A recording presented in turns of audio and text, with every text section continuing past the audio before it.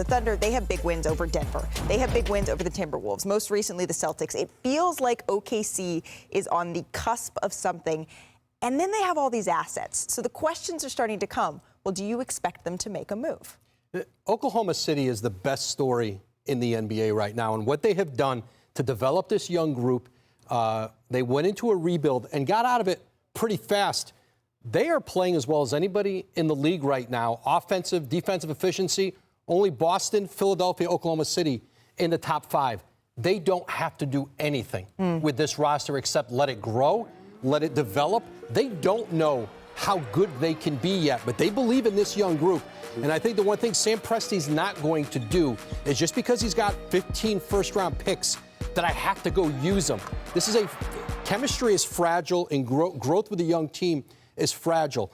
And even if they bring in an older player, it doesn't make their 21 and 22-year-old guys 25 years. Chet Holmgren and Jalen Williams and Josh Giddey, they have to go through it. They haven't been in the playoffs yet. And this is a team right now, you are crazy to mess with them. Sam Presti's not going to. And they're going to host the home playoff series. Nobody thought that before the season. At times in the past, I've looked at Sam Presti, who obviously is a damn good executive. And I've lamented the fact that Kevin Durant, Russell Westbrook, James Harden, Serge Ibaka, Reggie Jackson, the plethora of Paul George, Melo, all of these folks, no championship. He is doing such an excellent job. I want to look on national television and apologize to that man for any questions I've had about how exceptional he is as an executive. I'm dead serious.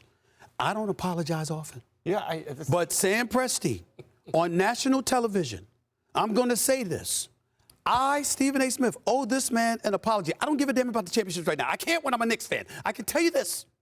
To have 15 picks, to have that roster, to have them this young, playing at this level, this man is a special executive.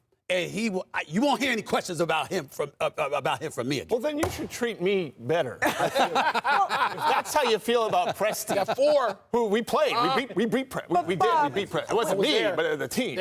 Bob, when you're looking at the Western Conference, and we just laid it out, and looking a little bit different than the Warriors being at the top, your Warriors being at the top like they have been in years past. Who do you feel the best about representing the West, about coming out of the West this year? Can I talk about Oklahoma City for a minute first? So it's not Oklahoma City. You're tipping your hat. No, it's not coming out of the West. No, not for me. But look, tremendous job.